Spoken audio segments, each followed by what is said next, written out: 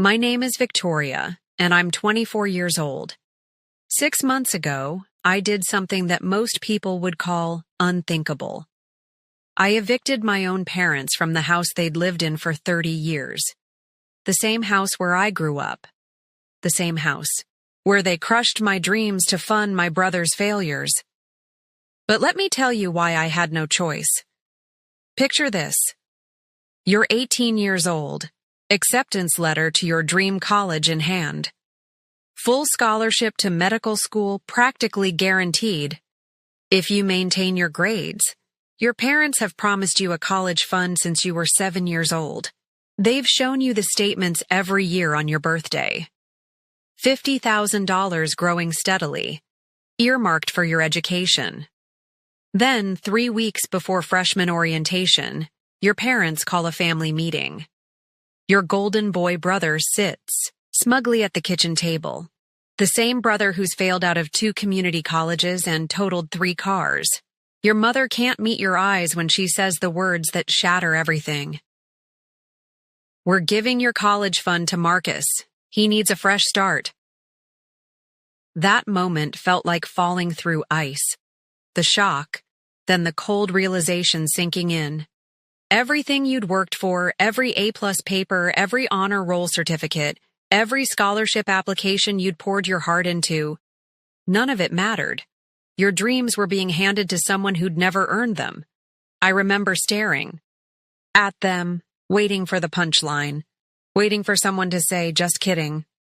But Marcus just shrugged and said, "Thanks, Mom and Dad. This business idea is gonna make us rich." His business idea was a food truck selling artisanal hot dogs. I asked them why.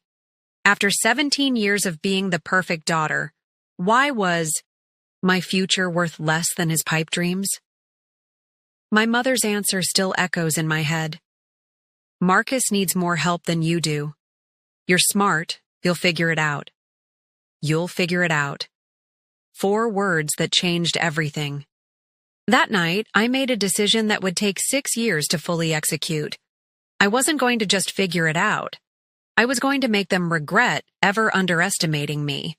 If you are watching this right now, drop a comment letting me know where you are viewing from. Before I tell you about this life-changing decision, hit like and subscribe to hear more real stories about family loyalty and betrayal that might just change how you see your own relationships. See, what my parents didn't know was that I'd been quietly documenting everything. Every broken promise, every financial decision that favored Marcus, every time they'd dismissed my achievements. I had a plan, and it was going to take patience.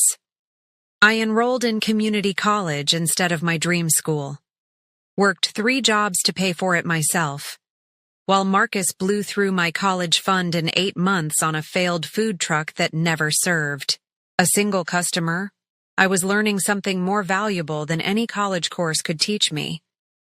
I was learning that sometimes the people who are supposed to love you most will sacrifice your happiness for their own convenience. And I was learning that the only person you can truly depend on is yourself. But I was also learning something else. Something that would eventually give me the key to everything I needed. My father had made a crucial mistake when I was 16. A mistake that would cost them their home, their security, and their comfortable retirement. A mistake they'd forgotten about completely, but one that I remembered with crystal clarity. You see, when I turned 16, my father had been going through some financial difficulties. Nothing serious. Just some credit card debt and a few missed payments. But it was enough to worry him when he was trying to refinance the house. So he did what seemed like a simple solution at the time. He added my name to the deed. I had perfect credit, even at 16. The bank approved the refinance immediately, and everyone forgot about the paperwork that made me a legal owner of the family home. Everyone except me. For 6 years, I waited. I watched Marcus fail at business after business using money that should have been mine. I watched my parents enable his every mistake while expecting me to succeed without their help. I watched them take credit for my achievements while funding his disasters. And all the while, I was preparing for the day when I'd remind them exactly what they'd cost me. That day came last Tuesday. The day I walked into their living room with an eviction notice and a court order that they never saw coming. But I'm getting ahead of myself. Let me tell you about the family that taught me the hardest lesson of my life. That sometimes the people closest to you are the ones most willing to watch you fail. Growing up in the Henderson household meant living by one unspoken rule. Marcus comes first. Always. My father, Robert, was a middle manager at an insurance company. Steady job, decent salary, but never ambitious enough to push for more. He was the type of man who believed that keeping the peace was more important than doing what's right. Medium height, graying hair that he combed over his bald spot, and a smile that never quite reached his eyes when it came to dealing with conflict. My mother, Patricia, worked part-time as a dental hygienist. She was the decision-maker in our family, though she'd never admit it. 5'2" with bleached blonde hair that she touched up religiously every 6 weeks, and a voice that could cut through glass when she was defending Marcus. Which was always. Then there was Marcus. 2 years older than me, 6'1", and blessed with the kind of natural charm that made people forgive his failures. Brown eyes that sparkled when he was spinning his latest get-rich-quick scheme, and a smile that convinced our parents he was just one break away from greatness. From the outside, we probably looked like a normal middle-class family. Nice house in a decent neighborhood, 2 cars in the driveway, family vacations to the beach every summer. But inside those walls, favoritism ran as deep as the foundation. Marcus got a car for his 16th birthday. I got driving lessons and was told to save up for my own. Marcus got his college tuition paid in full when he decided to find himself at the local university. I got a lecture about responsibility and self-reliance when I asked about my college fund. The pattern started early. When Marcus was 8, and I was 6, he broke Mom's favorite vase while playing baseball in the house. When she found it, he pointed at me and said I did it. I got grounded for a week. He got ice cream for telling the truth. When we were teenagers, Marcus crashed Dad's car into a mailbox after sneaking out to a party. The next morning, he told them I'd been driving it to study group and must have hit something in the parking lot. I lost driving privileges for 2 months. He got a concerned conversation about being more careful with other people's property. Every report card was a study in contrasts. My straight A's earned a pat on the head, and we expect nothing less. Marcus's C- average earned praise for improvement and promises of rewards if he tried harder next semester. But the college fund was different. That felt sacred, untouchable. Every year on my birthday, Dad would sit me down with the bank statements. We'd look at the growing balance together, and he'd explain compound interest like he was sharing the secrets of the universe. "This is your future, Victoria," he'd say, his voice filled with pride. "Your ticket to whatever you want to become." I believed him. More than that, I counted on him. Have you ever had someone make you a promise that shaped your entire worldview? That's what that college fund was to me. It was proof that my parents saw my potential. It was validation that my hard work mattered. It was the foundation every dream I'd ever had was built on. When I was 17, I'd already been accepted to 3 universities. My guidance counselor, Mrs. Rodriguez, was this tiny woman with fierce black eyes and an accent that made every word sound like a challenge. She pulled me aside after school one day and said something I'll never forget. "Victoria, you have the potential to be whatever you want. Don't let anyone convince you to settle for less than extraordinary." She helped me apply for additional scholarships, wrote recommendation letters that made me sound like the next Nobel Prize winner, and even drove me to college interviews when my parents were too busy with Marcus's latest crisis. Mrs. Rodriguez. was the first person who ever made me feel like my success mattered to someone other than myself. She became the voice in my head that said, "You deserve better," when everyone else was saying, "Be grateful for what you have." But even Mrs. Rodriguez couldn't prepare me for the betrayal that was coming. Because when people show you who they are over and over again, you start to think you understand the pattern. You think you know how bad it can get. You don't realize that some people will always find new ways to disappoint you. The day they took my college fund wasn't just about the money.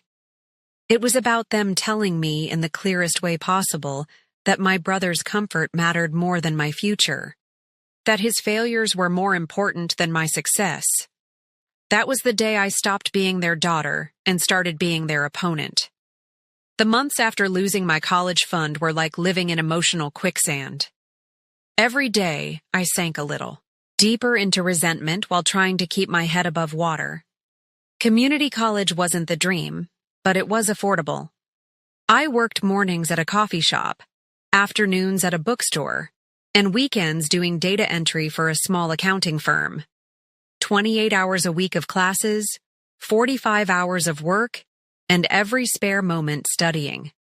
Meanwhile, Marcus was living his best life. The food truck idea lasted exactly 3 months before he decided the location was wrong.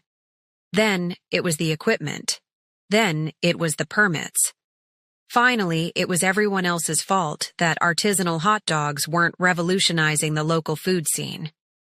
But here's the thing about watching someone waste your dreams. It teaches you to pay attention. I started documenting everything. Bank statements my father carelessly left on the kitchen counter. Text messages between my parents about Marcus's next brilliant idea. Every conversation where they discussed his failures like temporary setbacks and my struggles like character-building exercises. My salvation came from an unexpected source, Professor Janet Martinez in my business law class. She was nothing like Mrs. Rodriguez from high school. Where Mrs. Rodriguez was fierce and encouraging, Professor Martinez was cool and analytical. She had silver hair pulled back in a perfect bun and glasses that made her look like she could see through any lie. During office hours one day, I made the mistake of letting my frustration show.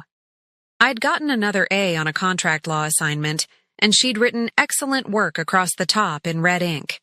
Instead of feeling proud, I felt angry. "You know what's funny, Professor Martinez?" I said, stacking my papers with unnecessary force. "I'm getting better grades than I ever did in high school, working harder than I ever have in my life, and my parents act like I'm barely getting by." She looked at me over her glasses. "Tell me about that." So I did. I told her about, the college fund, about Marcus, about feeling like I was being punished for being responsible. I expected sympathy, maybe some advice about family dynamics. Instead, she asked a question that changed everything. "When you say your name was added to the house deed, do you have documentation of that?" I'd mentioned it almost as an afterthought, explaining why my father's credit had been good enough for the refinance. But Professor Martinez leaned forward when I said it, her expression sharpening.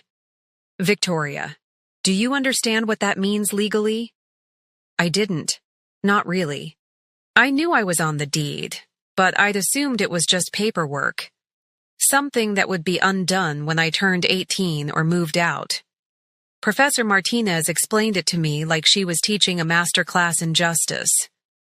If my name was on the deed as a legal owner, I had rights. Real rights. The kind that could be enforced in court. "I'm not suggesting you do anything dramatic," she said carefully. "But knowledge is power. Understanding your legal position is never a bad thing." She recommended I speak with a lawyer, not to take action, just to understand my options. She even gave me the name of someone who did free consultations for students. That weekend, while Marcus was home bragging about his latest business idea, something involving cryptocurrency and energy drinks, I was sitting in a lawyer's office learning about property law. David Kim was younger than I expected, maybe early 30s, with kind eyes and a way of explaining complex legal concepts that didn't make me feel stupid.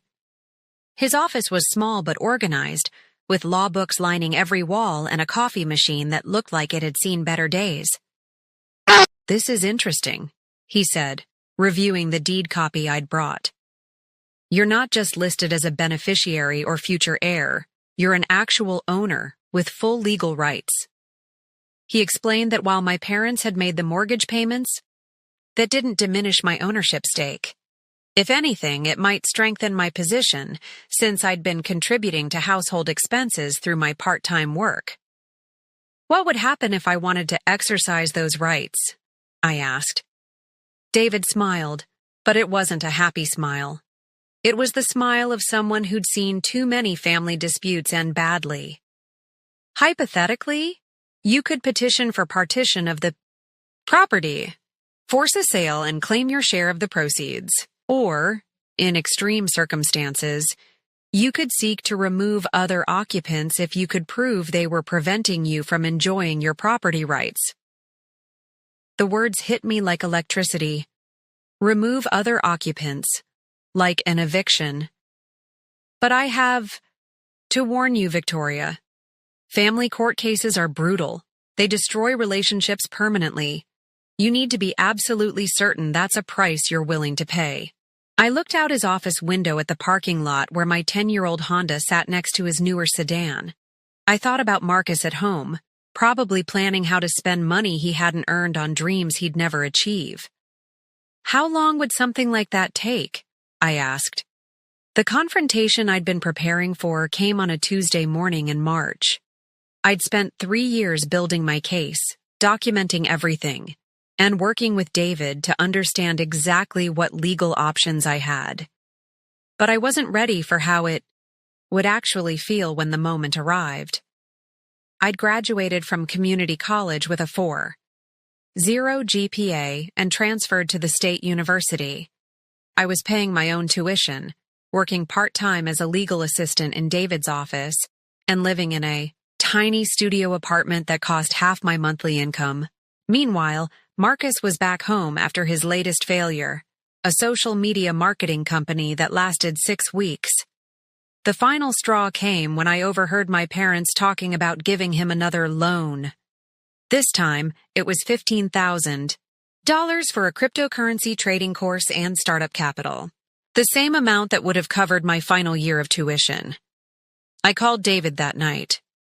"I want to move forward." The legal process took 2 months. Filing the partition action, serving papers, attending mediation sessions where my parents acted like I was a stranger who'd lost her mind. Marcus didn't even show up to half the meetings. But the day that changed everything was when I walked into their living room with the court order. My father was watching television, some cooking show he'd been following for years. My mother was sorting through mail at the kitchen table. Marcus was upstairs, probably sleeping off another late night of networking at bars he couldn't afford. "We need to talk," I said. Dad muted the TV but didn't turn around. "If this is about money again, Victoria, we've told you. It's not about money anymore." I set the court documents on the coffee table. "It's about consequences." My mother looked up from her mail sorting, her face already arranged in that expression she wore when she was preparing to lecture me about gratitude and family loyalty. "What is this?" Dad picked up the papers, his eyes scanning the legal language. "It's an eviction notice. You have 30 days to vacate the premises." The silence that followed was the loudest sound I'd ever heard. My father's face went white. My mother's hands stopped moving. Even the cooking show seemed to pause. "This is some kind of joke," Mom said, but her voice was smaller than usual. "No joke. The court has recognized my ownership rights to this property. Since you've demonstrated that you can't coexist as co-owners, I'm exercising my right to exclusive occupancy." Dad's hands were shaking as he read through the documents. Victoria, you can't be serious. This is our home. You raised me here to believe that hard work and good grades mattered. That promises meant something. That family takes care of each other. My voice stayed steady, but my heart was pounding so hard I thought they might hear it. You taught me that actions have consequences. Well, these are yours.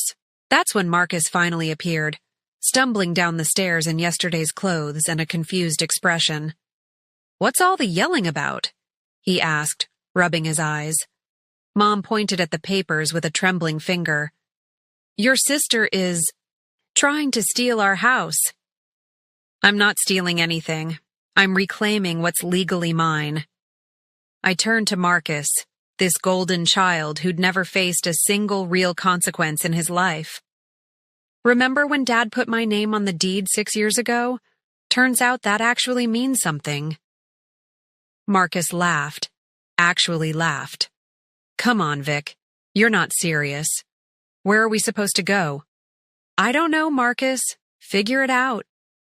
The words hung in the air like smoke. Dad looked at me like I'd grown a second head. Mom started crying, but they weren't the tears that used to make me feel guilty. They were the tears of someone who'd finally been forced to confront reality. If you've ever been in a situation where you had to choose between family peace and your own self-respect, let me know in the comments. Because standing in that living room, watching my parents realize that their perfect daughter had teeth, was the hardest and most liberating moment of my life. "You can't do this," Dad said. "We're family." "Family doesn't steal each other's futures," I replied. "Family doesn't break promises to fund someone else's failures. Family doesn't make one child sacrifice everything so another child never has to face consequences." I picked up my purse and walked toward the door. "You have 30 days. I suggest you use them wisely." As I reached for the doorknob, my mother's voice stopped me. "Where did we go wrong?" she whispered. I turned back one last time. "You went wrong the day you decided that loving Marcus more was the same thing as helping him. And you went wrong the day you decided that I was strong enough to handle being abandoned by my own family." Then I walked out of the house where I'd grown up, and I didn't look back. The 30 days that followed were the most difficult of my life. Not because I regretted my decision, but because I hadn't anticipated how it would feel to watch my family implode from the outside. My parents hired their own lawyer, of course. They contested the eviction, claiming undue influence and emotional distress. They painted me as a vindictive daughter who'd manipulated the legal system to punish them for loving my brother. The local newspaper picked up the story. "Daughter evicts parents in property dispute" ran as a front-page headline that made me sound like a monster. I received dozens of messages from people who didn't know the full story, telling me I was heartless, ungrateful, and everything wrong with my generation. But I also received messages from people who understood. Women who'd watched their brothers get everything while they got nothing. People who'd been taken advantage of by family members who mistook kindness for weakness. Students who'd been promised support that never materialized. Mrs. Rodriguez reached out through Facebook. "I always knew you had steel in your spine," she wrote. "I'm proud of you for refusing to be invisible." The court case lasted 3 months. David worked tirelessly, documenting not just my legal claim to the property, but the pattern of financial neglect that had led to this moment.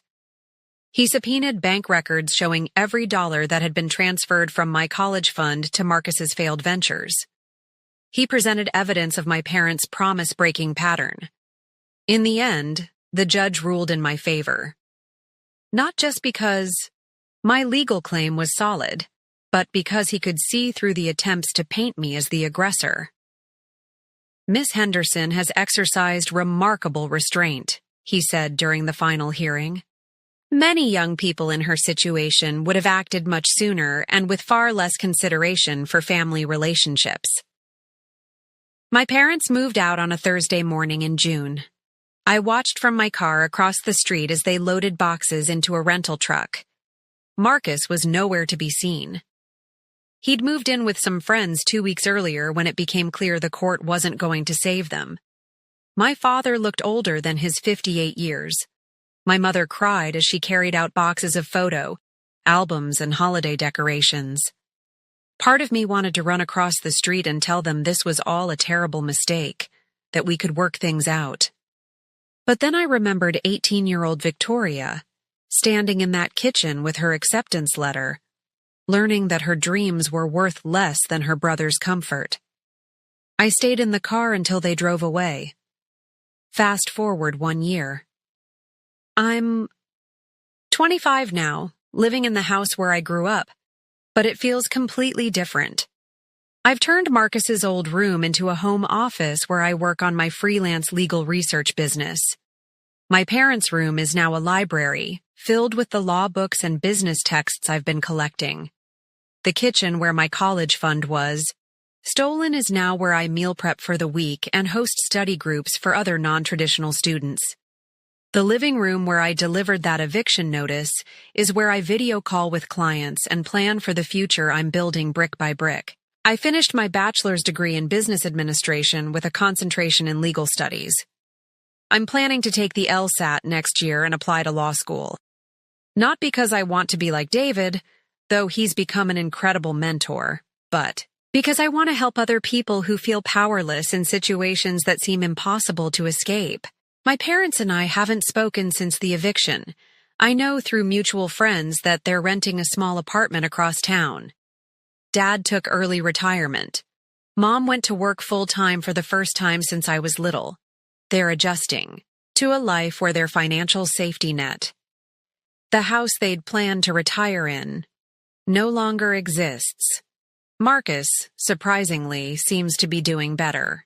The shock of losing his childhood home and realizing his parents couldn't bail him out forever forced him to get serious about his life. He's working at a marketing firm now, not running his own company, but learning from people who actually know what they're doing. He sent me a text message last month. Just 3 words. You were right. I haven't responded yet. I'm not sure I ever will. People ask me if I regret what I did, if I miss having a family, if the house feels lonely, if I think I went too far. Here's what I tell them. I don't miss feeling like a disappointment. I don't miss watching my achievements get minimized while my brother's failures got excused. I don't miss believing that love means accepting whatever scraps people are willing to give you.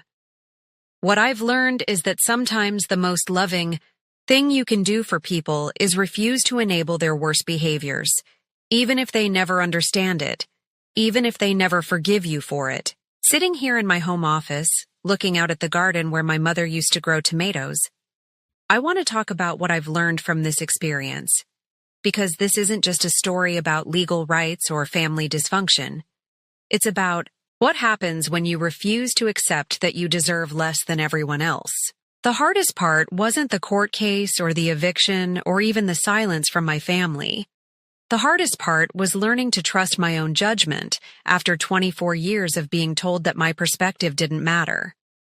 I spent so many years believing that being the good daughter meant accepting whatever treatment I received without complaint.